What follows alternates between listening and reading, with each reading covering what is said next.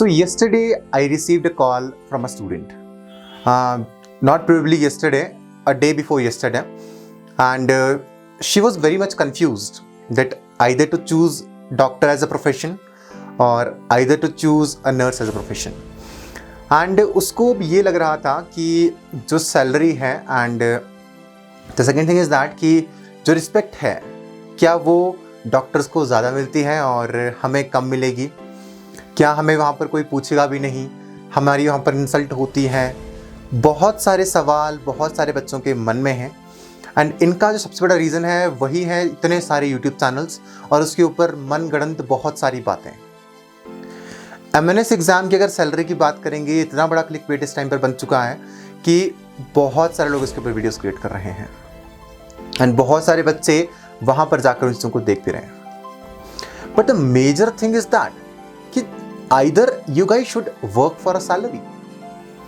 And in a deep conversation with her, मैं उसके साथ करीबन आधा पौना घंटा बात करता रहा एंड शी टोल्ड मी कि सर मुझे बताओ कि भाई मुझे सैलरी को एज अ मोटिवेशन लेके जाना है एंड कितनी सैलरी होती है। तो इस वीडियो को पूरा देखना, कंप्लीट देखना, ये आपकी आइडियोलॉजी को चेंज करने वाला है that what you think about a military nursing service officer. Salary अगर ज़्यादा चाहिए, ज़्यादा पैसे कमाने हैं ना, तो नौकरी से कभी वो चीज़ें नहीं हो पाएंगी। बिजनेस करो, ठीक है। पहली चीज़ तो ये, अगर आप जेन्युइनली देश की सेवा करना चाहते हैं, क्योंकि वो लोग ना उन्हीं लोगों को वहाँ पर पिक करते हैं, अंदर से जो जुनून है ना वो देश सेवा के लिए लेके आओ। अगर पैसे कमाने हैं ना तो उसके लिए बिजनेस करो, बाकी बहुत सारी चीज़ें आप पैसे जनरेट कर सकते हो। अगर हम सैलरी की बात करते हैं, will get initially 50 to 60,000 rupees. तो उस बच्चे ने मुझे ये चीज़ बोली कि भाई, मुझे कहा कि भाई तुझे इतनी सैलरी क्यों चाहिए। तो कहती है कि सर जब मेरे पास ज़्यादा से ज़्यादा सैलरी होगी ना तो मैं उस टाइम पर ना उसको डोनेट कर पाऊँगी। मैं कहा अच्छा। तो फिर उसने कहा कि भाई जितनी ज़्यादा सैलरी होगी ना मैं उतने ज़्यादा पैसे डोनेट कर रही होंगी। मैं कहा ठीक है। तो फिर मैंने उससे एक सवाल पूछा कि तुम कितना डोनेट करोगे जब 70 से 80 हज़ार रुपये तुम्हारे पास आ रहे होंगे। तो कहा कि मैं ज़्यादा से ज़्यादा डोनेट कर रही होंगी, मैं NGOs को डोनेट करना चाहती हूँ, मैं ये करना चाहती हूँ, वो करना चाहती हूँ। तो मैंने कहा कि तुम्हें ज़्यादा क्यों डोनेट करना है और क्या तुम सबसे ज़्यादा डोनेट कर सकती हो सैलरी को एज अ मोटिवेशन लेके। एक इंसान हमारे पास यहाँ पर वो है जो कि महीने का 30,000 कमा रहा है, एक वो है जो महीने का 20 लाख कमाता है, 30 लाख कमाता है, 40 लाख कमाता है, एक अंबानी है। तो हर कोई इंसान जब किसी को डोनेट करेगा ना, आप जो वर्ल्ड रिचेस्ट मैन ना, आप उससे ज़्यादा डोनेट नहीं कर सकते in any scenario, in any case. So the thing is that अगर हम उस चीज़ से सेटिस्फेक्शन नहीं लेकर आ सकते हैं, हम डोनेशन, अब डोनेशन क्या है, अगर हम डोनेट कर रहे हैं, हम क्या डोनेट कर रहे हैं, हम सिर्फ और सिर्फ पैसे डोनेट नहीं कर रहे होते, हम अपनी सर्विसेज को डोनेट कर रहे हैं, हम अपनी लाइफ के टाइम को आपके डोनेट कर रहे हैं, हम उसके साथ में बहुत सारी चीज़ों को डोनेट कर रहे होते हैं for the humanity. While you are going into the Indian army, you are serving the whole country and you are going there as a military nurse, not as a nurse, you are going as a military officer. Officer की rank पे आप वहाँ पर जाने वाले हैं। And रही donation की बात, डोनेशन ना ऐसा नहीं होता कि हम ज़्यादा से ज़्यादा कर रहे हैं। इट डजेंट मीन्स दैट कि हम बहुत ज़्यादा करेंगे तो बहुत ज़्यादा चीज़ें अच्छी हो जाएंगी। डोनेशन से इन द एंड क्या होता है, हमें मेंटल सेटिस्फेक्शन मिलता है, हमारा दिल खुश होता है। अगर ना तुम महीने का 10,000 रुपये भी कमा रहे हो ना और किसी गरीब को जाके तुम अगर 100 रुपये भी दे रहे हो और उससे वो खाना खा रहा है ना और तुम्हें उससे सेटिस्फेक्शन मिलती है, so that is the real thing that you have to achieve in your life. Money must never be your goal. अगर मनी तुम्हारा गोल होगा, एमएनएस में सिलेक्शन बहुत ज़्यादा मुश्किल हो जाएगी। एमएनएस में अगर आपको सिलेक्शन चाहिए, money must not B your goal first of all.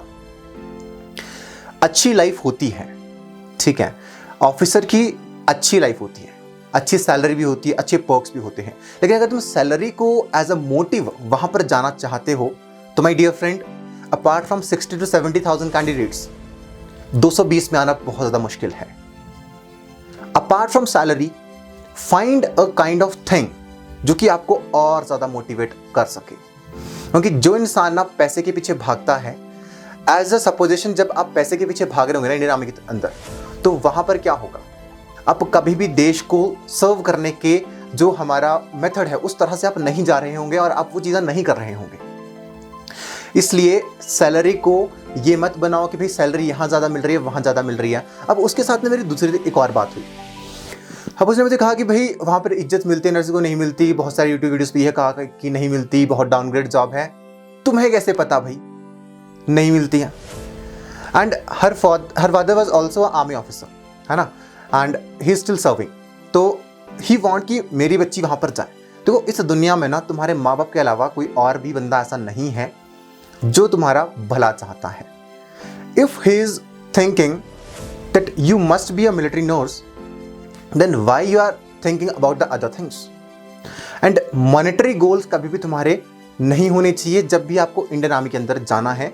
वो जुनून, वो डिसिप्लिन और वो पैशन, वही आपको इंटरव्यू के अंदर क्वालिफाई करवाएगा। नहीं तो सिर्फ और सिर्फ रिटन एग्जाम ही नहीं ले देते, फिर क्यों इंटरव्यू लेते हैं? इंटरव्यू के अंदर यही जजमेंट होती है और बहुत सारे बच्चे इंटरव्यू के अंदर रह जाते हैं। सबसे पहले अपनी आइडियोलॉजी को सही करो, अपनी दूसरी तरफ अपनी मेंटालिटी को सही करो, और तीसरी तरफ चीज़ें तुम्हारे हक में खुद से चलना शुरू कर देंगी। अगर इन 3 चीज़ों पर आपने फोकस पा लिया, इन 3 चीज़ों पर आपने काम करना शुरू कर दिया, then you are going to be the one जो कि अगले साल द ईयर 2021, इस साल आप लोग AFMC पुणे जाने वाले हैं। अगर आइडियोलॉजी सैलरी को लेकर चल रहे हो, सैलरी तुम्हारी अच्छी मिलेगी, but your ideology must not be the salary. Your ideology must be to serve the nation.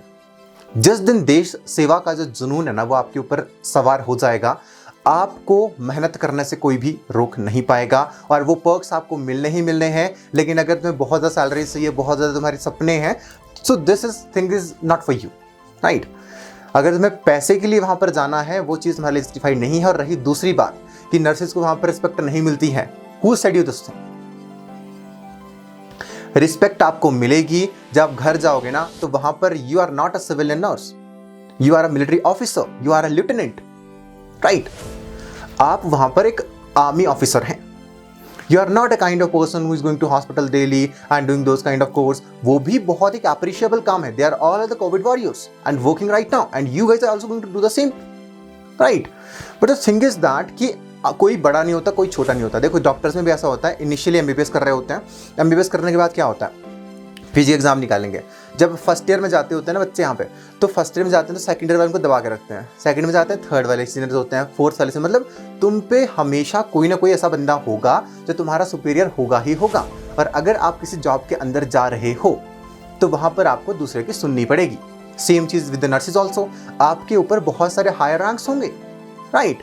तो आपको डिसिप्लिन के अंदर रहना बहुत बहुत ज़्यादा आवश्यक है। आपको देश सेवा की जो भावना है अपने अंदर लेके चलो, और ये मत सोचो कि ये जॉब गलत है, ये सही है, अगर ऐसा नहीं होगा तो वैसा हो जाएगा। ये सारी की सारी धारणाएं बिल्कुल गलत हैं।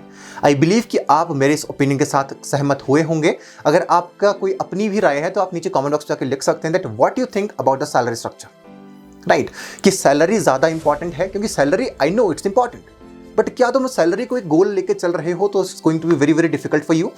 Take your goal as to serve the nation, and वही चीज आपके रोम रोम में दौड़नी चाहिए और वही आपको सिलेक्शन तक लेकर जाएगी। So with this I am going to end this video. Thank you so much for joining with me today. I will see you guys in the next video. Till then, जय हिंद, जय भारत।